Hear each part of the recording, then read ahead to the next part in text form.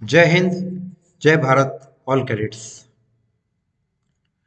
मैं captain doctor Rajendra Rajpurohit, associate NCC officer, 6 Rajasthan NCC battalion, आप सबका स्वागत करता हूं इस विशेष एनसीसी सी एग्जाम 2023 की परीक्षा से जुड़ी महत्वपूर्ण कक्षा में।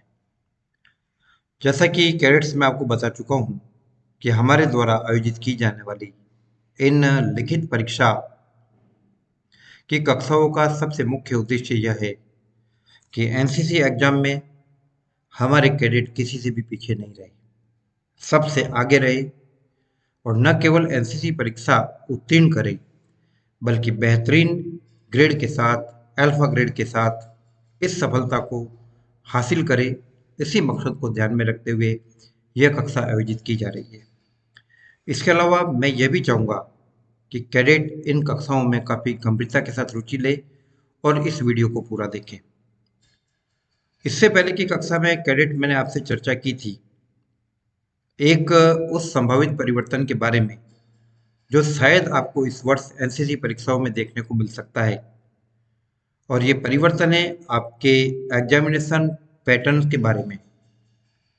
32 बिहार एनसीसी मुजफ्फरपुर के कमांडिंग ऑफिसर कर्नल सिंह के हवाले से छपी एक खबर में, जिसको मैंने आप लोगों के साथ शेयर किया था, उसमें यह बताया गया था कि हो सकता है कि इस बार कैडेट को मल्टीपल चॉइस वाले क्वेश्चन पेपर्स, ओएमआर पैटर्न वाले क्वेश्चन पेपर देने पड़े। तो कैडेट हमारी तैयारी इन दोनों बातों को ध्यान में रखते हुए होनी चाहिए। अगर हमसे मल्टीपल चॉइस के क्वेश्चन पूछे जाए तो भी हम उसके लिए तैयार रहे, या वन लाइन क्वेश्चन पूछे जाए तो भी हम उसके लिए, या डेस्क्रिप्टिव क्वेश्चन पूछा जाए तो भी हम उसके लिए तैयार रहे। परीक्षा पैटर्न में बदलाव का जो मामला है उसकी पुष्टि एनसीसी महानिदेशालय नई दिल्ली और राजस्थान एनसीसी निदेशालय से आदेश प्राप्त होने पर होगी। फिलहाल आप इन दोनों बातों को ध्यान में रखते हुए अपनी तैयारी करें। तो आपका एनसीसी पेपर कैडेट दो भागों में विभाजित है। एक हिस्सा, काफी हिस्सा लिखित से जुड़ा हुआ और दूसरा है प्रायोगिक से। लिखित परीक्षा की तैयारी के लिए मैं आपको ये सलाह दूंगा कि आप नियमित रूप से आपके एएनओ साहिबान द्वारा आयोजित की जा रही कक्षाओं में नियमित रूप से अपनी हाजिरी दें, और कोई भी आपके क्वेश्चन हो तो आप उनसे बेशक पूछें, क्योंकि गुरु के सामने किसी भी प्रकार का संदेह नहीं रखना चाहिए। तो इसी मकसद को ध्यान में रखते हुए कि हमारे कैडेट बेहतरीन प्रदर्शन करें परीक्षाओं में, इसी को ध्यान में रखते हुए यह एनसीसी स्पेशल एग्जाम 2023 की कक्षाएं चालू की गई है। और इस श्रृंखला के अंतर्गत मैं आपके पेपर से जुड़े हुए कई विविध महत्वपूर्ण प्रश्न और उनके उत्तर के बारे में आपसे चर्चा करूंगा। तो इस वीडियो को देखें और अंत तक इसको बने रहिए, बीच में स्किप नहीं करें, क्योंकि ऐसा करने से आप काफ़ी चीज़ों से वंचित रह जाएंगे। सबसे पहला क्वेश्चन कैडेट, जो कि मैं अपने अनुभव के आधार पर, मेरा एनसीसी में 15 साल का अनुभव है और 2007 से मैं एनसीसी ऑफिसर के रूप में और केयर टेकर के रूप में कार्यरत हूँ, और वर्तमान में एसोसिएट एनसीसी ऑफिसर और कैप्टन के रैंक पर हूँ। तो ये क्वेश्चन मैं कई सालों से देखता आ रहा हूँ। अमूमन हर साल ये क्वेश्चन मिलता है। सिंपल क्वेश्चन है।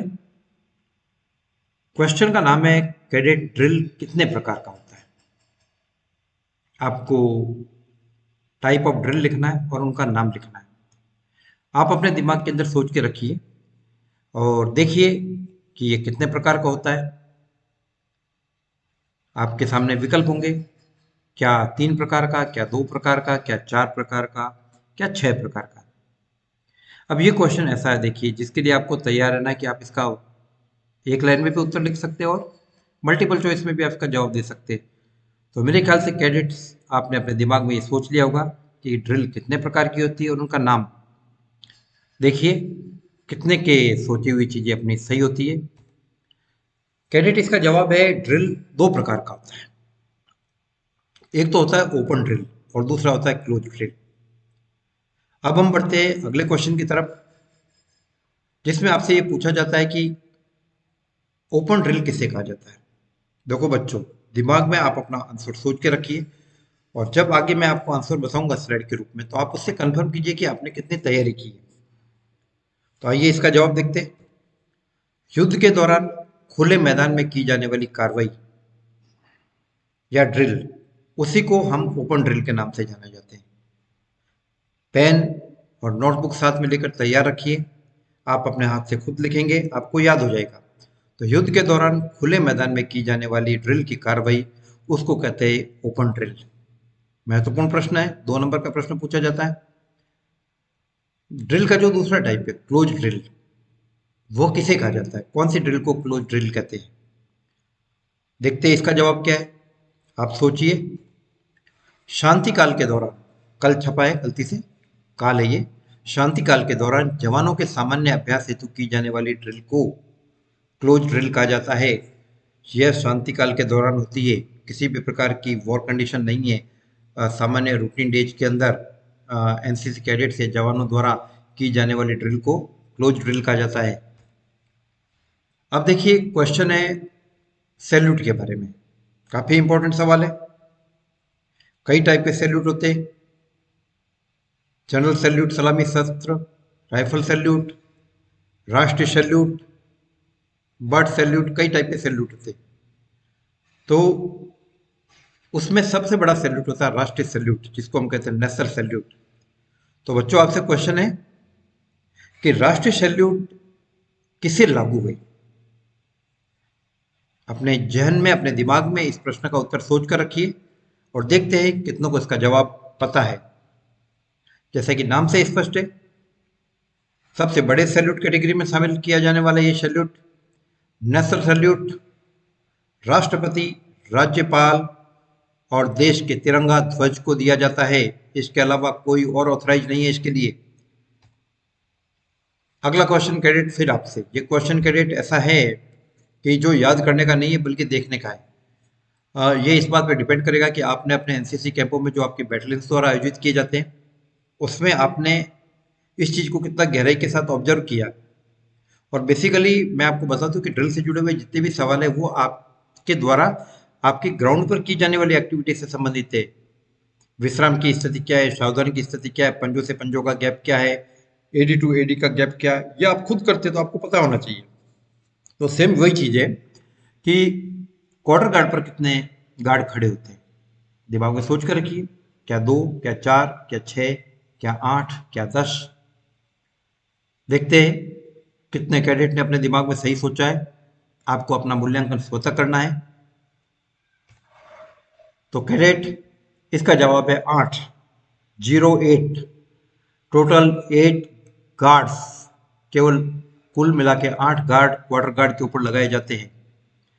बढ़ते हैं नेक्स्ट क्वेश्चन की तरफ।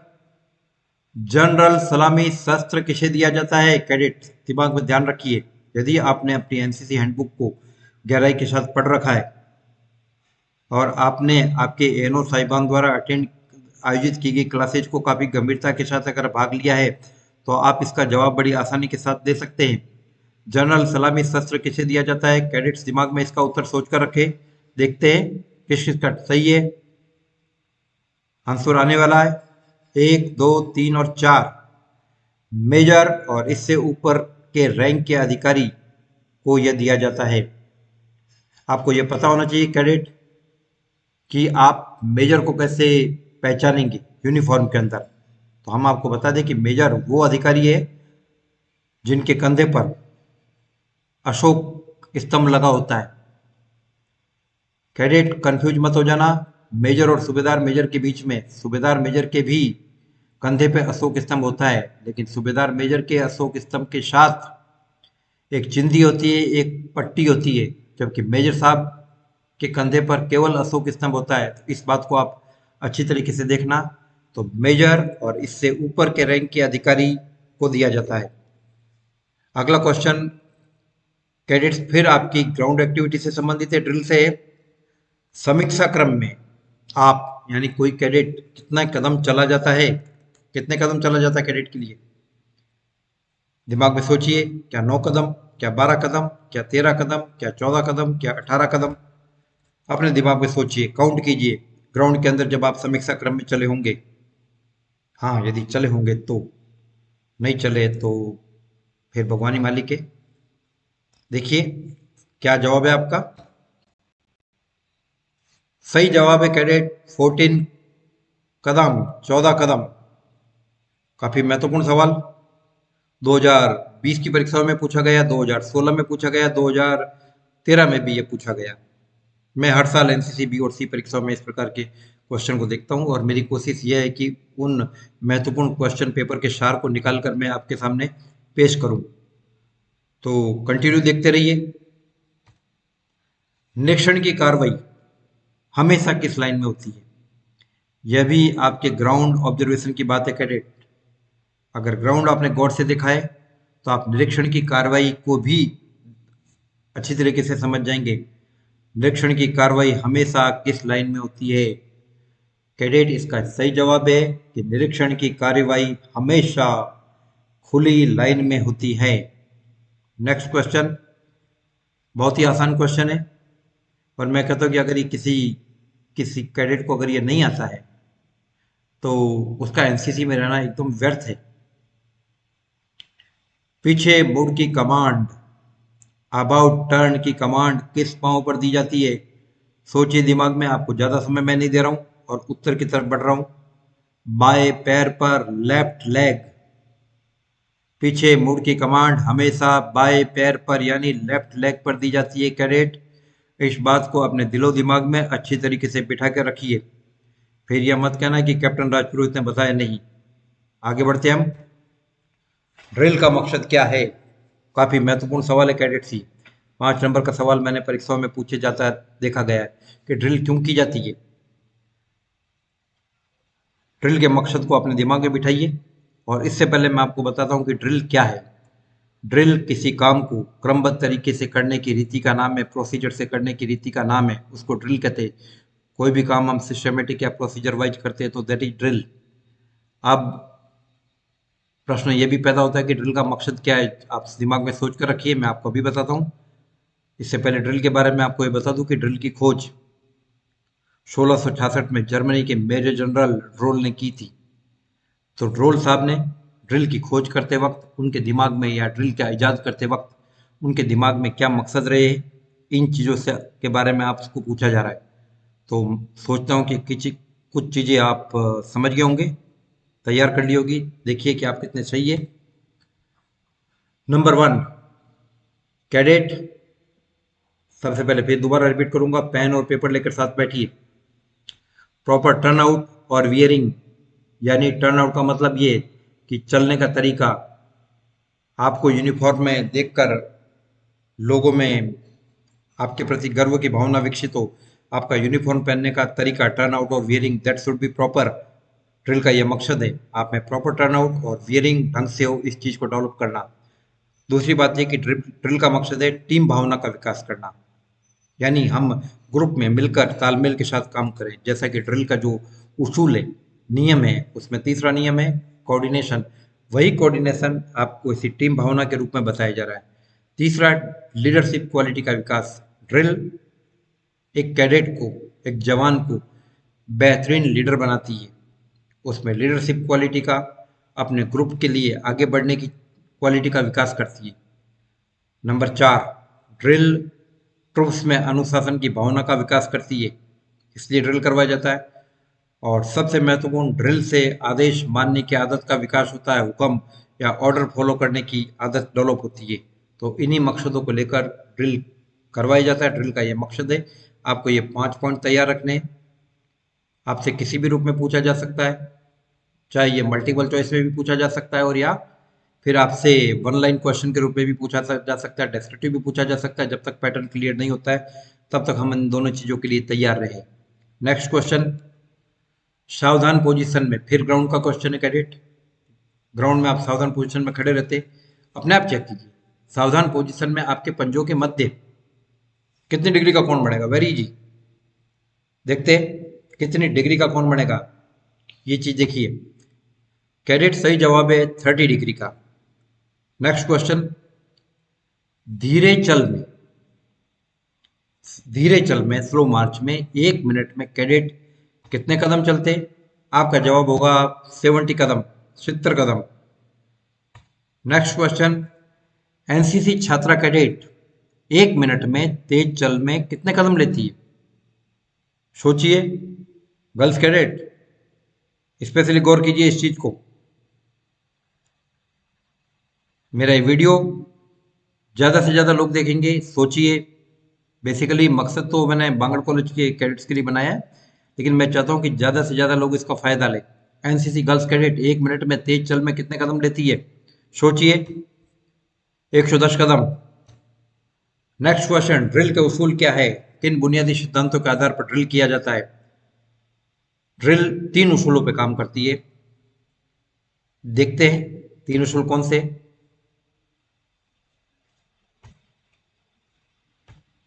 फुर्ती यानी स्मार्टनेस, स्थिरता, कोऑर्डिनेशन यानी कि ड्रिल करते वक्त शरीर का पूरा सिस्टम हिल जाए, बॉडी में स्थिरता रहे, सामंजस्य, कोऑर्डिनेशन।